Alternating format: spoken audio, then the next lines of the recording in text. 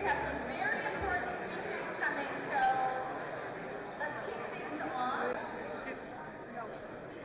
Cooper, sit down.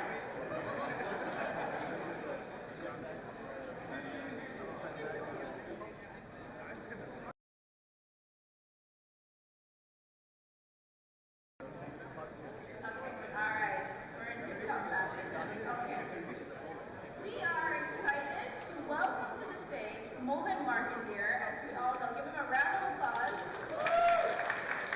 From stories of two TVZ alumni. Take it away. Wow, this is crazy. I mean, we just seeing every one of you here. I think also more importantly to be able to support the founders. So this is more than just a pitch event. I hope you're able to make a meaningful connection, at least find one way to. They may not be pitching, they're just a Tamil founder with connections for customers, or fundraising, or just purely experience, sharing an experience that you have. Founders to come and get some support, guidance, and community. But just seeing this, I think we are on to building something very special. So thank you all for being here. I know that I need to go, before I introduce the founders to come and talk about your story or give us an update, I need to thank Gopi. All this is not possible. With the 4th year, he's been there from day one, and he, if not for his effort, thank you. And this year is even more, it's harder because we ran the GRID program, then we're doing this program. Then he's got his full-time job, and he also has a startup at home. He's got a new baby girl as well, and I know now he's looking forward to taking a break. Certainly, Ruben is responsible for coordinating everything today. Thank you, Ruben. You've been helping us for the last couple of years. I know we talk about Meena. Meena was instrumental even on the mentoring, and R&E, thank you. But you know, someone that's been with us from the beginning is Sensachi. Where's that? So he's been our advisor from day one, and he's been our semi-final judges every year. We spend like hours debating on even the selection. So if you guys don't like the finalists, please talk to Senna. But he comes with extensive experience, like on the mainstream running incubator program, successful incubator program, and him coming to me today to say, wow, well done, that's thanks, that means a lot. And then, you know, Jay Jensen was telling me about, hey, you know what you guys have to do? You guys have to showcase how your companies are progressing. And I really admire that, because the rewarding part of Tamil Venture Zone is to start seeing our founders, how they continue to build beyond our program. So I want to call upon two of our alumni founders, Anderson and Talibe. Why don't you guys come up?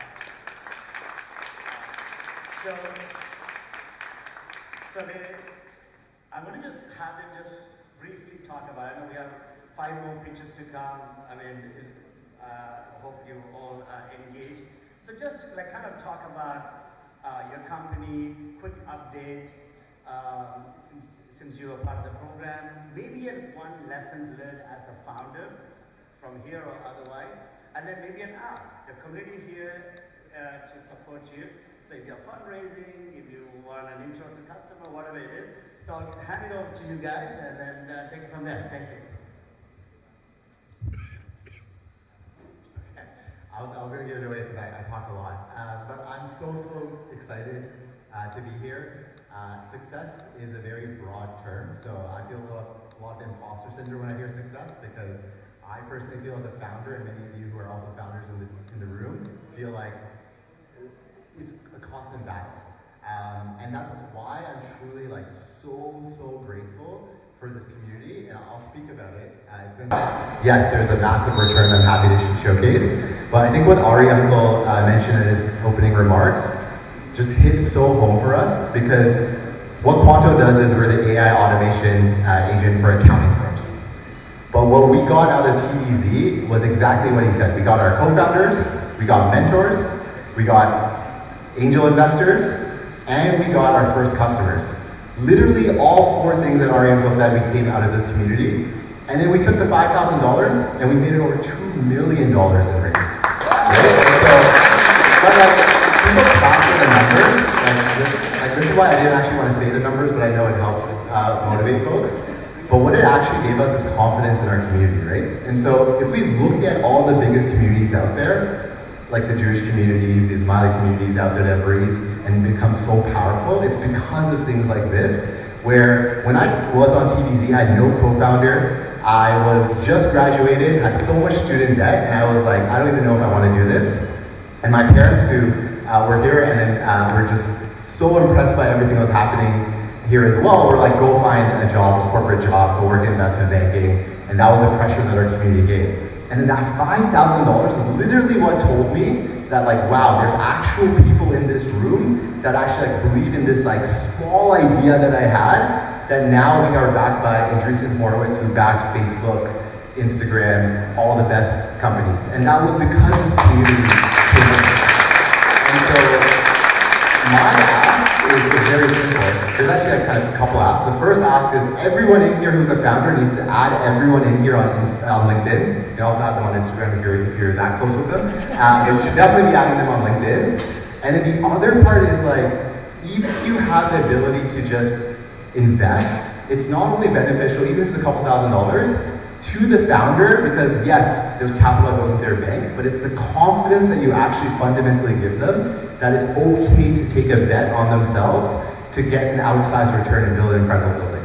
And then the last one I say is that you as an angel investor learned so much. So we had a bunch of our investors come to San Francisco, learn a lot of the ecosystem. A lot of them now are getting deal access from all the startups that we know. We're sending it to our community, and this is how the community compounds.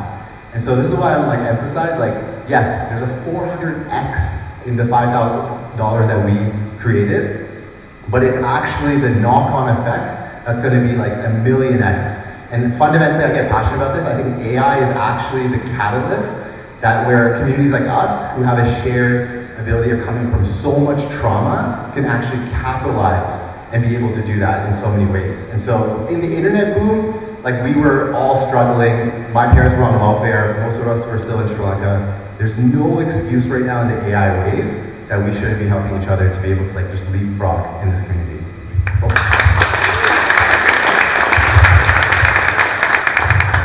Thanks, Anderson. Congrats on your success. Very proud of you.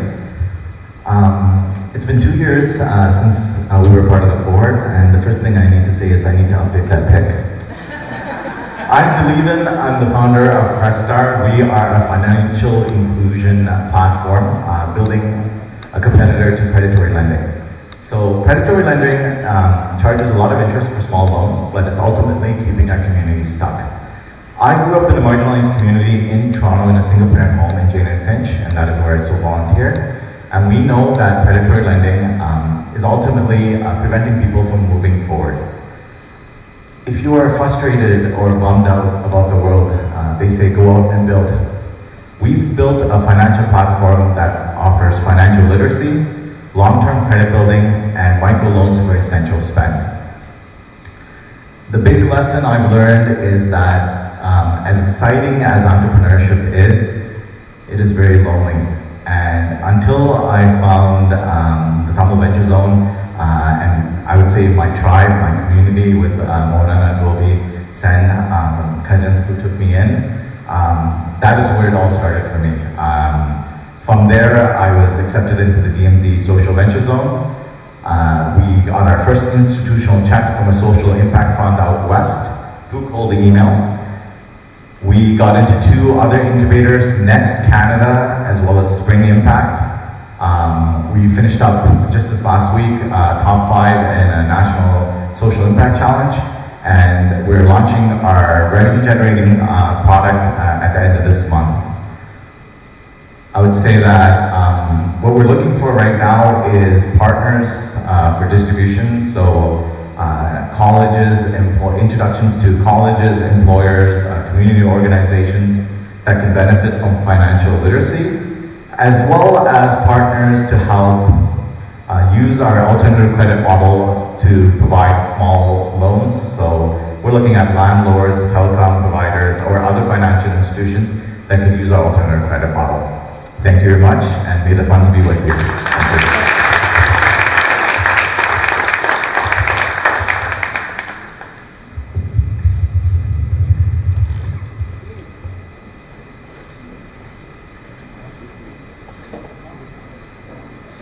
Okay, before we go into the next round of pitches, I want to acknowledge MPP Logan Kanapali. Thank you so much for being here today.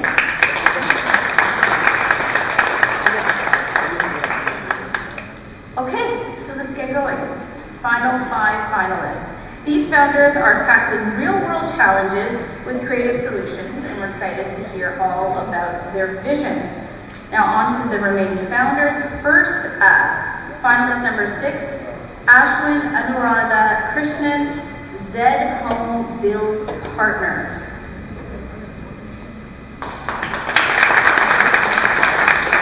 ZHPD is a design build firm that discovers homes, spaces that feel entirely new to each family, and from concept to keys, it industrializes the build to make it deeply personalized and homes more accessible. Take it away.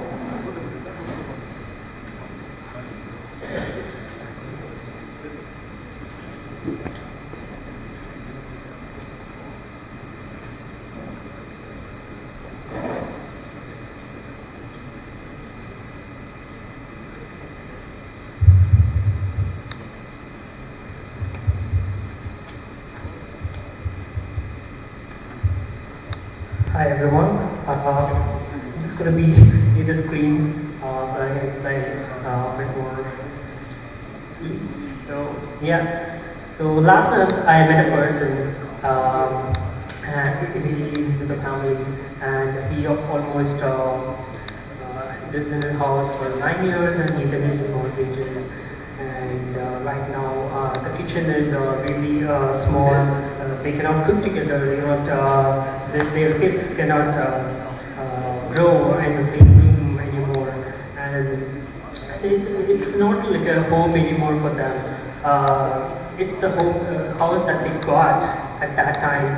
So this is one of the major problems that's been happening for almost more Canadians in this country. And Ontario needs like around 175,000 homes a year and 7.14%. And most of the built ones, it's not for the family inside it. And to tackle this, these are 6 things that need to be changing as soon as possible so that we come out of this housing crisis. And it is a big player in the political and other economical players. And working families, right now the market only shows kind of a shoebox condo or a cookie cutter semi. It's a kind of a template that they get just as a floor plan, and then here's your home. Do you need a 3-bed, 2-bed? They just talk in terms of bedrooms and how many tents you have. So there's more than bedrooms in the home. So 72% of them say that price is a major barrier, and then some people said, since the work from home has been increasing, they were not able to work and live at the same time in the same home anymore. And that's where we built Z Home Build Partners. It's to discover your elegant home and then get from the very first stage concept to keys. It's kind of, it creates, it discovers home and it produces an elusive space that the family or even designer like me haven't seen before, spaces like that. That's our goal. And what's a system configuration, coordinating design to panel factory, and then moving. So these are the process that they go through, and concept of these. So this is the engine that we developed in-house So the architect develops a concept and he gives it to the program. It configures and finds the best solution according to all the code compliance. Right now it's working for the entire OBC one. And it places the custom materials and it puts out all the data that's needed for fabrication and producing DWGs. So that's for fabrication. Why now? So we have 51 billion entire new market every year, and then for the custom home family, we have about 8 billions. That's ranging from ADU, from backup suites to about 4 plexes. So kind of a missing middle market, and then our service of the market will be around 140 million by the 5th year, and then that's the bubble that you see the entire home, and we just going to fill the small entire per year. That's been like filling 200 homes per year. And then how? So we our in-house software and the assembly compresses the construction time and also the construction cost more efficiently when compared to traditional custom home builders. And the beachhead phase is we're going to give free feasibility review from these members, partners, referrals, and then CE also organizes some workshops so that we can go and participate and then get referrals from that. And we're going for phase for the go-to markets. We start from the backend stewards, the local capital, and then proof, the finance, and then we'll just jump to the full custom after that. And then they'll plan to build around 200 homes per year after that for the phase 3. It's a 5-year process. And so you can see the scale that we do. So imagine this is for like an entrepreneur or a person who is seeking business in his backyard garage, and that's turning it into a community activation, and then the fully custom home design. And then it scales up as we generate more. So these are competitors are more to be like we have the configuration that OBC Ontario Valma, and then we integrated the ready loop from concept to piece, and elusive space generation. That's what excites me. Like whenever I meet new people, I'll be working with them and then generating the new possibilities or iterative design that's gonna choose their life and get connected to their life. And then these are our founders. So we are AEC professionals working on it. After this, we'll be working. After that, these are our mentors. We have really diverse mentorship that includes all the computation methods and integration and how architecture is getting into real space and how it's going to be into the business models. So thank you for that.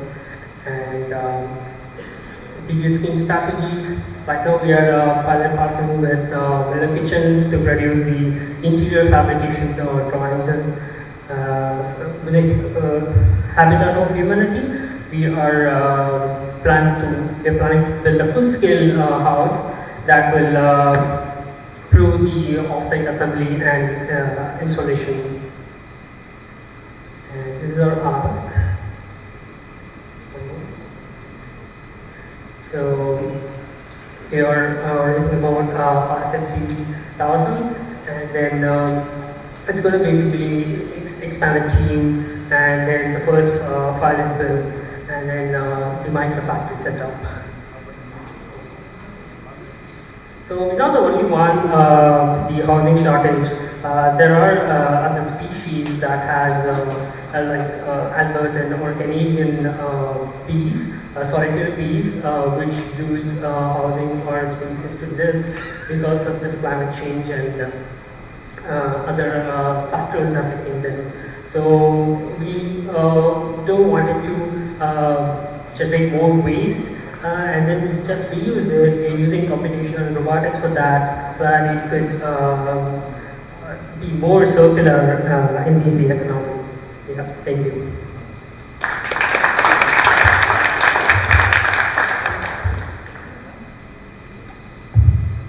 Thank you for the presentation. I mean, obviously, the problem that you're tackling, I think, is big.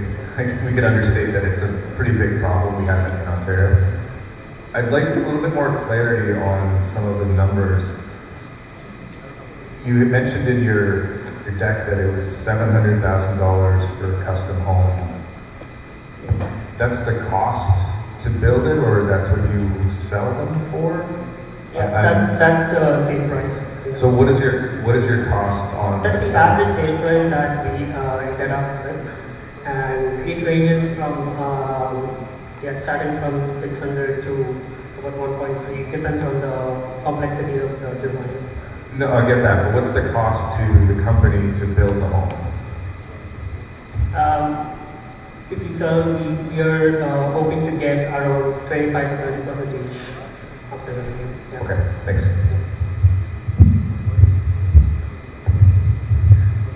Great presentation. There's some massive home builders out there today. This feels very niche, very custom. How do you break into a market that feels saturated from that standpoint and well established? How do you differentiate? I mean, how do you stand out and look different than these others that are more reputable, known in communities that are all over Ontario, Canada? What is your plan to sort of start getting some traction in that space? Our plan is to first get engaged with the customers and know what they need, because they're going to spend a lot more years with that home, that space. They need to get connected to the land first, so that it doesn't feel like kind of a financial asset, and they have this emotional connect with the home and the spaces in them. It's more than the walls and the bedrooms. They have the stories within happening, and they have their own corner look. Some people even generate income within that space, like I showed in the kitchen generation. So that was specifically for a client who is a YouTube cook. So she needs to place cameras in different angles. So we get those information and then design it deeply so that it also compliances with the code directly, and then reduces the pressure on the design teams. Yeah. So the difference is, I would say, it's more connected to the user. That's been good presentation. So when it comes to home decor, even paint colors, my wife and I could never come to any agreement. I mean, always have a difficult time. So certainly, we haven't even gone down the path of a custom home because of, we know for sure we will disagree on. So how does the user input work? So I mean, when you have a couple sitting down with you, taking you through, I mean, what are factors that you prioritize and then come up with a recommendation of the design, ultimate design that can be built up? Yeah, we just sit and talk with them, hear their stories, what they miss from back their home, and it goes from the colors and how they wanted to live, or what is their what are their desires. So it includes all of the parameters, and then we put weightages to that, and the architect makes the design for them, and we compute it with our softwares later. Yeah, so for each and every one home we design, we'll have at least like 3 to 4 iterations provided to them, and then they fix on one of them so that it goes to the requirement. So basically per year we're doing 200 designs, we're going to have 800 designs to buy, and we can use that later. Thank you. Thank you.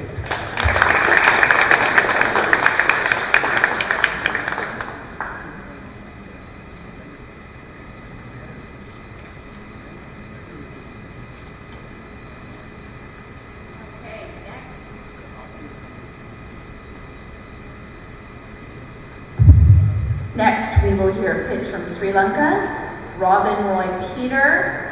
Neurofleets is a deep tech robotics startup developing a foundational model for collective intelligence, enabling any autonomous agent, mobile robots, drones, robot dogs, and humanoids to collaborate and coordinate without centralized control. Good afternoon, everyone. We are from Neurofleets, and I'm Robin Roy Peter, co-founder and CEO of Neurofleets. The problem we are seeing, warehouse and the fleet management industries are losing $9,000 per minute because of centralized fleet management system, which is bringing per hour downtime and per hour loss up to $5 million, and overtime worth 60 to 65%.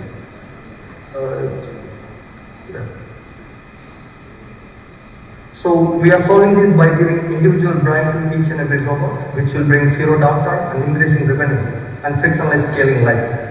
This is our main feature. You can scale as much as you want. We are achieving this through our collective intelligence foundational model, which is the collective brain. Collective brain can be integrated with any type of robot, humanoid, robot dog, AGV, AMR, or even with drones. Then you need to choose the model like how you are selecting the model from ChatGPT. That's all the robots, they will be in collaborative autonomy. And we do have a co-product, which is the Fleet OS, where we can buy the robots from third party and integrate with our software and giving the solution to the Sri Lankan market. So coming to market and business model, it's a B2B product and it's a 7.2 billion market opportunity. Our collective brand pricing is having 4 tires, and certified tire is the main, which is for the defense and automotive OEMs. And coming to Fleet OS pricing, we have 2 tires, and we are expecting 12 million revenue by upcoming 5 years by deploying 15-year robots. And currently we are starting with a paid pilot with Adverb Technology in New Delhi, who is serving to PepsiCo and DHL fleet. And expanding to Singapore-based company Botsing, we already signed the NDA, and afterwards we are planning to scale EU and North America and different sectors. So in competitive positioning, Neurofleet stands in the corner of infinity scale and decentralized. Coming to traction and validation, we are in major accelerator program, and we do have 2 peer-reviewed 8-star conference paper publication including ICRA. And we are discussing with Adverb Technology from New Delhi, and we do have 1 client for farmland monitoring through UAV, and through Adverb Technology we are discussing with DRDO for defense-related projects. Coming to team, myself and Lavanya, having 5+ experience in robotics in industry plus academy, and totally we are a lean team of 8 people. So currently we are raising 500K and 300K for products and pilots, and GTM and business development for 200K. And starting with warehouse, but we are planning to scale far beyond in other sectors like defense and other sectors. And thank you. You can see our foundation model demo, and we do have our other products including Dronex, GLV farmland monitoring, and Strawberry ERP system, and Neurofleets Academy, which is a AI-based evaluated and certified engine, and we do have one software client in Sri Lanka. Yeah. Thank you.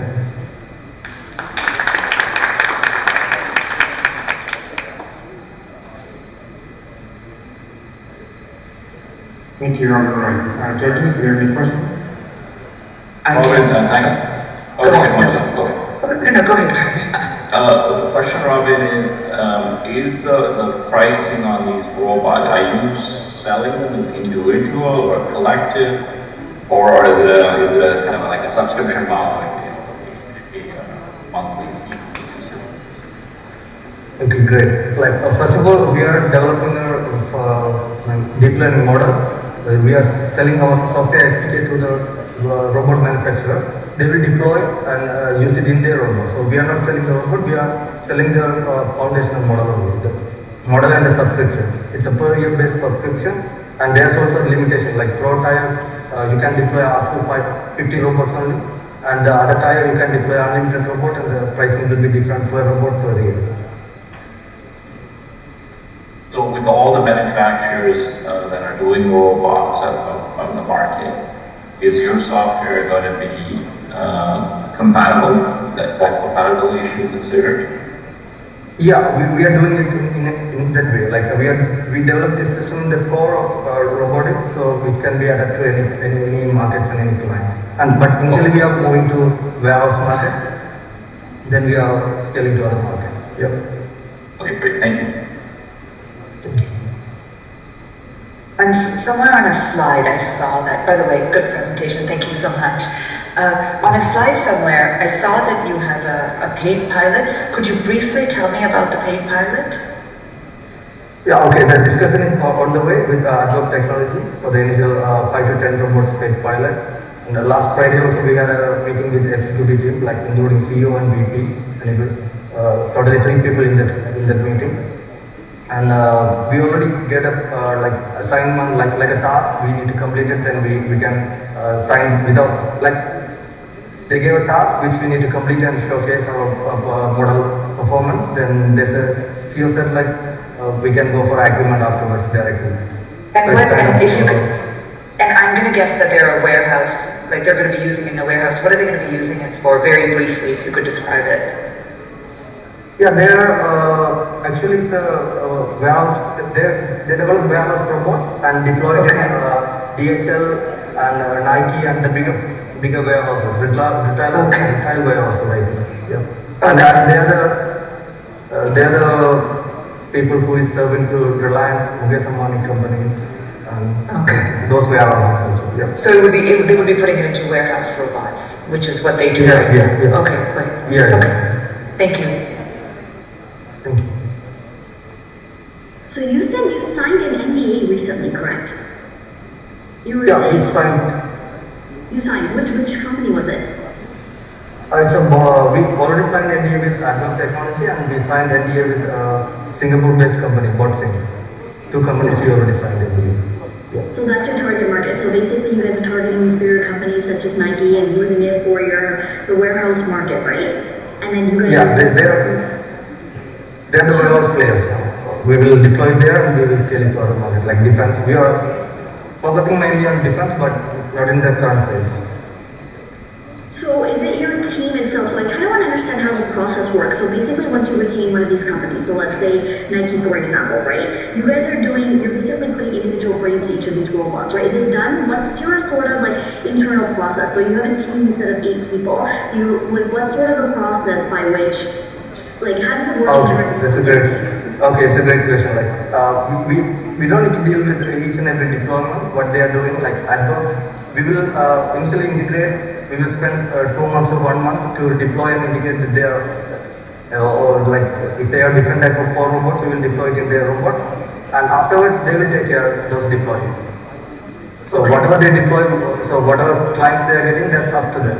So we will just work in the initial phase. Afterwards, they will take care of it.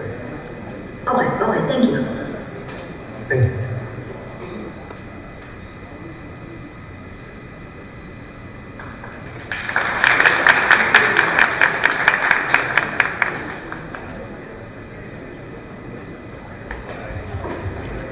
Okay, wonderful. Now we are going to have a Canadian-based entrepreneur pitching, Adi Mukhudaran of Adi Industries. Adi Industries builds autonomous machines and AI-driven systems engineered to operate where conventional technology fails.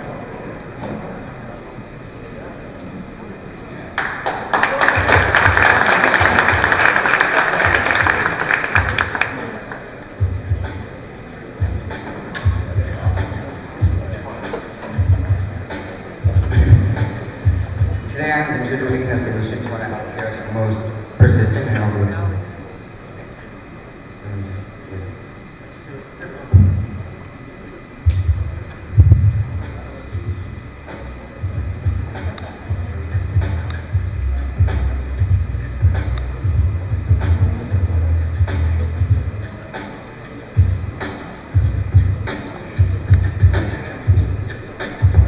Today I'm introducing a solution to one of healthcare's most persistent and overlooked challenges, delivering essential medical supplies to people living in rural and remote communities.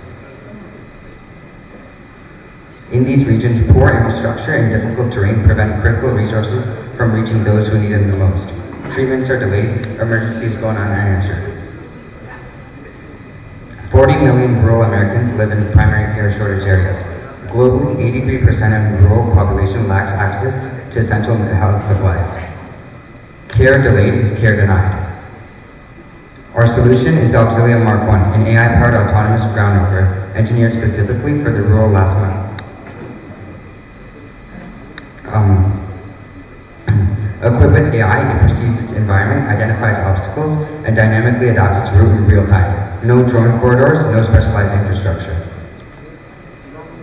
Because when every minute matters, healthcare shouldn't stop where the road ends. What you're seeing here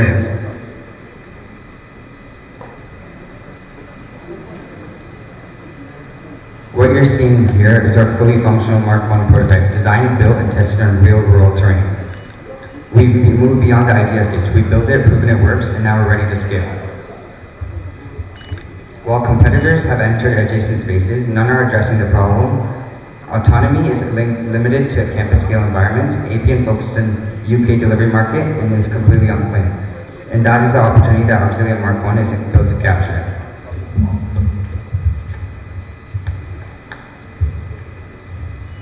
Our customers are rural health authorities, regional hospital networks.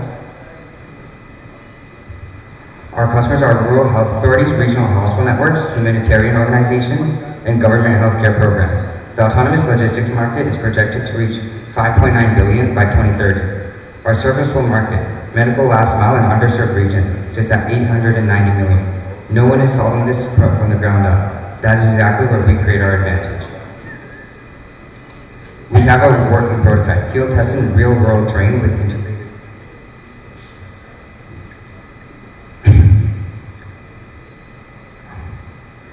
integrated drivetrain, sensors, camera, and AI autonomy in all-in-one platform. Next step is our first paid pilot with a regional health partner to validate cost per delivery at scale. We are already developing our next evolution, a legged robotic platform powered by Gemma for onboard AI. Brain equipped with a robotic arm for autonomous pickoff and handoff. More than just a delivery vehicle, it has become a fully independent logistics unit. Behind this is a focused two-person team. I'm Adi Mukundran, founder and lead engineer responsible for hardware, robotics, and system integration. Alongside me is Harisham, our software engineer leading AI and autonomy. A small team moving fast and shipping real hardware. To accelerate deployment, we are asking for $300K in pre-seed funding. This funding is to support a 6-month rural field trial, a 5-unit pilot fleet, a dedicated field engineer, and a validated cost per delivery data with our regional health partner. Because no one should lose access to healthcare simply because of where they live. Auxilia Mark I, delivering care where the road ends.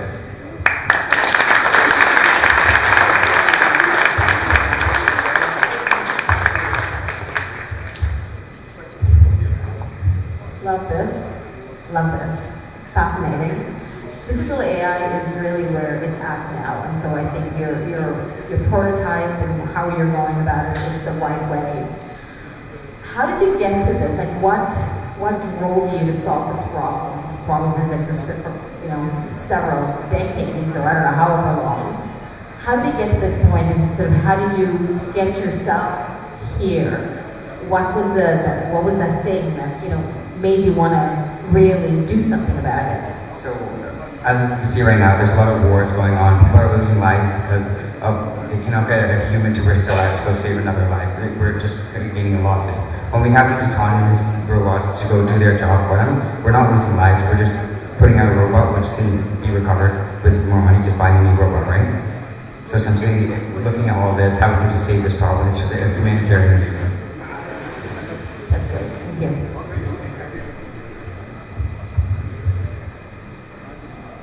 I have so many follow-up questions, by the way.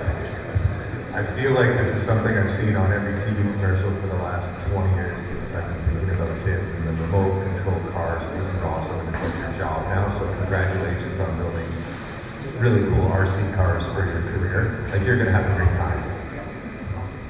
First question I have is, what's the financials behind this? Like, how much does that cost? How much do you sell it for? Is that too early, or are we too in front of that question? Have you gone down that road? So basically, this is just a small prototype, right?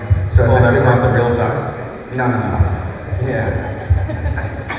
So we're going to be scaling this up, obviously. So typically these robots would cost around like $5,000 for just the base. Essentially, what we're creating is the software that we're putting onto them. These AI autonomy and the Gemma 4 AI is actually playing for. All this has to be integrated by somebody, which we are building and implementing onto our robots. So the cost would be the software which we are building. The robot would be a base 5,000.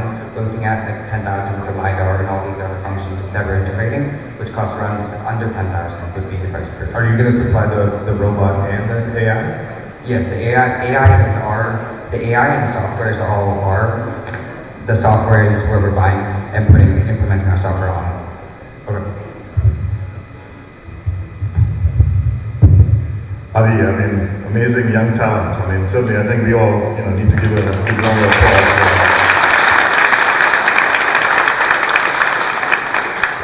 So, for a young mind like you, I mean, I'd love to hear more about I know Nikki asked the question, what led you, but more about what are the skill sets you built yourselves to get to where you are today, to be able to develop this, come up with this innovative idea, but also to be able to go through it. What were the building blocks for where you are now and where you want to take it on? So obviously there was a lot of research going behind this, which I had to go figure out who is our competitors, which I shared this APN and autonomy.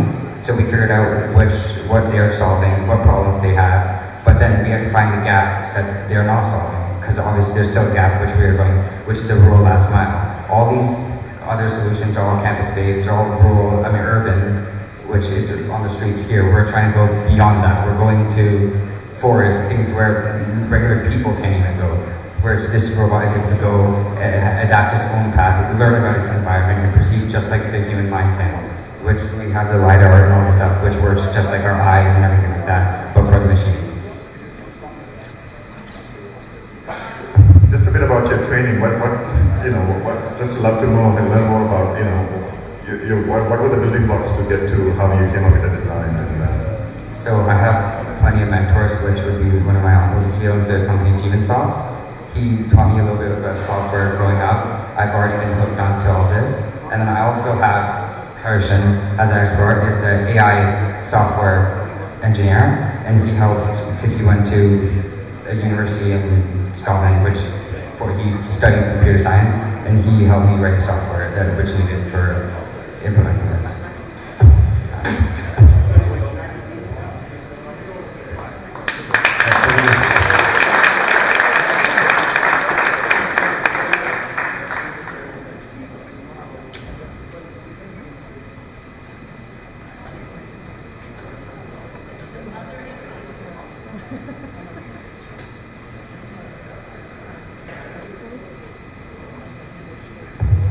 The mother of India is very proud of him. Can we give him another round of applause? But also the multi-generational support in the front is amazing. So just very much a wonderful event for everybody. Okay, let's move it along. Finalist number 9. This is a Sri Lanka-based entrepreneur, Gopika Sarveswaran. Halowa is a subscription-based natural pet food manufacturing company operating across B2B and B2C channels in Sri Lanka, with plans to expand into the international market.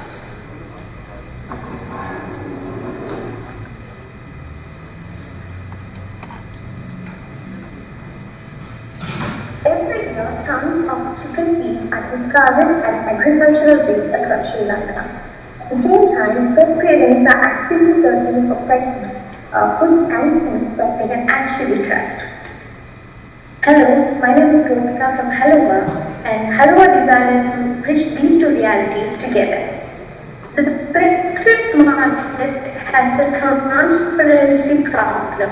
Most products are full of fillers, artificial preservatives, and ingredients nobody can even pronounce. And pet parents have nowhere to turn. At the same time, Sri Lanka's agricultural waste problem is also raising. chicken feet, which is full of natural protein and collagen, are thrown away. Nobody was connecting these two dots together, so Halwa decided to do it. Halwa takes those discarded chicken feet, slow dries them, and turns them into crunchy paws, which is our 100% natural pet treat, which has zero preservatives and zero fillers. And we have beef collagen and liver treats, which are currently in pilot testing. What makes Halwa different is not just our product, it's also the model we follow. We deliver on subscription base so the pet never runs out of food. We also have a very transparent process from the farm seed to the pet store. The global pet food market is currently at $83.5 billion and is growing towards $109.6 billion by 2030 with a cumulative average growth rate of 7%, which is actually very big. And in Sri Lanka, the premium natural segment is growing. And our first international target, which is Canada, also has a very high demand for premium, functional, sustainably produced pet products.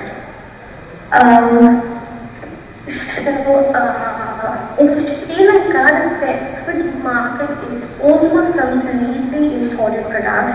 We have two local competitors, but they are also running as homemade products, and they are known as operating in industry level. And the competitors also don't have standardized testing. We are also running on two revenue streams parallelly. On B2B, we have direct sales with exclusive clinic partners who are Pet Colombo, PetScan, and the hospital Chefnam, where vets directly recommend crunchy paws to the clients. And also on B2C side, we have our own subscription-based website, and also we sell through e-commerce sites like Danas and also through content marketing. So our product goes from 12-piece packet, which is 539 rupees, to 40-piece packet, which is 1,891 rupees. So we launched 7 months back, and we have got around 730,000 Sri Lankan rupees as an average monthly revenue, and also after the break-even point, we have generated 221,000 Sri Lankan rupees average monthly profit. Transparent process from the farm seed to the pet product. And behind Halwa, we have this amazing team, and so Halwa is profitable. Social media is scanning the QR. Thank you very much. Thank you, Bhumika.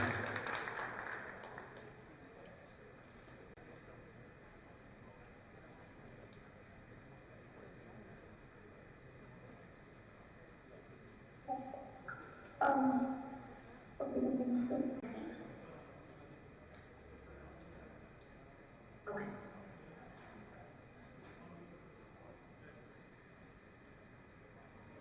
If I can just... To the clients, and that's how it is done. And on B2C, we do social media marketing, paid boosted campaigns, and then we have currently 23 subscribed members.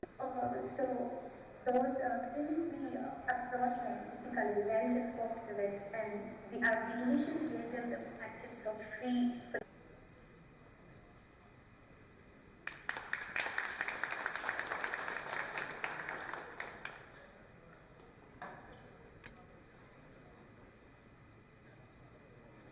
Processed sugar, but while demand for healthier sweetener is growing, the supply side is still not clean, consistent, or ethical enough. That is the gap we are solving.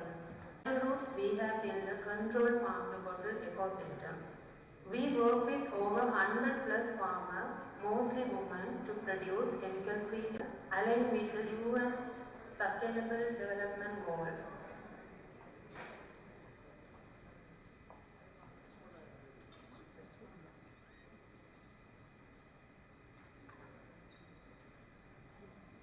Market opportunity, the global market is export, support more farmers, and create over 100 plus women job opportunities. From Western Matalampu to Australia, this also going to premium shelves with the like women story resilient, and they like our sugarcane is 10-month crop.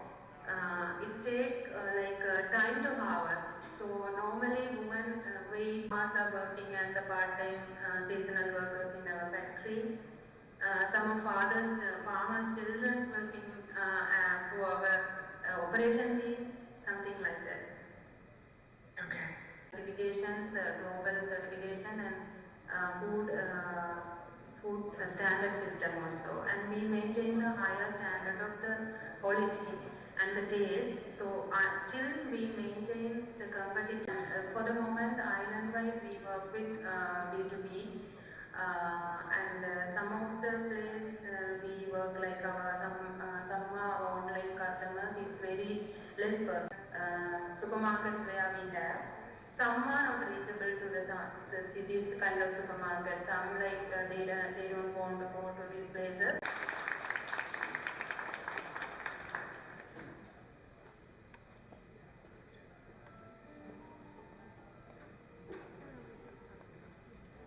All right, we are setting up for an incredible, up pretty quickly. I know it's been a long day, but let's get engaged and please have a seat. There's lots of seats up here.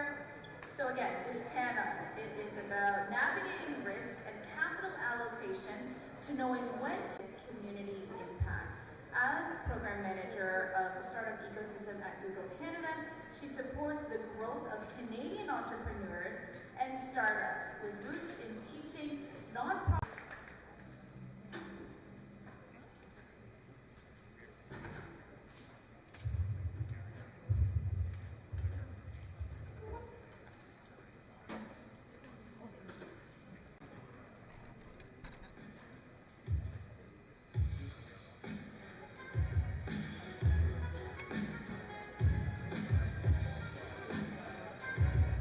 In Tamil excellence. How are we doing? Love it. Thank you. Thank you for the introduction. As an expert, earning her the title of Top Women in Safety in Canada in 2023 and OHS Honors in 2025. She is also best an AI-driven operating system focused on healthcare workforce safety intelligence. Please welcome Lisa Karen. Become a global leader in video streaming. Today he's on the other side of the table as the founder and managing partner at Flare Ventures, backing early stage immigrant founders across Canada and the US.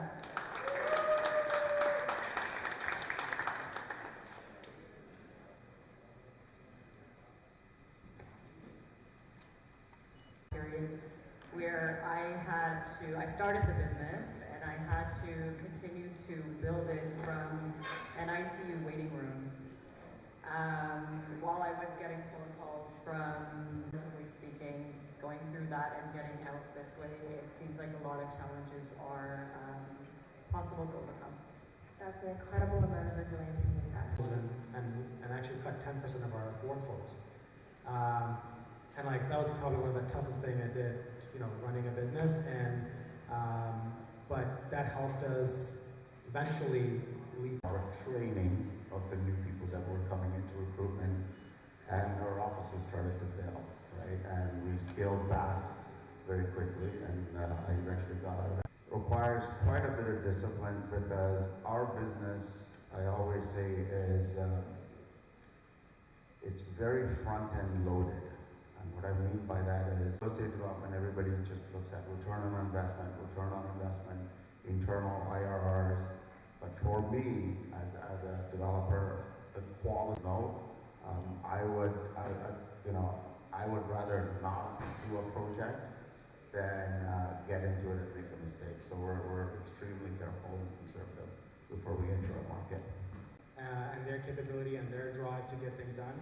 I think from a financial standpoint, I want to see individuals like really stretching themselves to get in their shoes, to kind of understand what are they thinking about, and try to position yourself in that way so you can get a successful investment on that. Thanks so much. And Sean, you kind of alluded to this earlier, but That's strictly what our business is. And so because we understand the regulatory red tape so much, so well, not just as consultants, but we've spent a lot of times between myself and, you know, our entire... so what's the first thing that breaks? What did you do to actually fix it? This is a question for all three of you. I'm talking to Mike, so I'll go first. Go for it. I'm a people person, and our organization is, and I actually understood that as a strategic advantage in my work before getting into entrepreneurship, because these models rely on making things up, because there is a process already in place that they can lead into, and it's written out, it's in a drive, it's accessible, and then there's also other people that know about it. So, and for us to build the right team, culture becomes very important, right? And to us, culture always starts from the top, from the senior leadership. That's how I initially started our business. I think that was successful up to a certain point. So when you asked what breaks, I think me and my partner as founders. Great, feedback from the team. I think training is something sometimes overlooked, and so when they're successful is another one I would make. That's great. I like the diversity in your responses as well, like process, training, individual, and just leaders. That was great. Thank you for sharing. Now we're just nearing the end of our panel. Just a couple. Being no mammal.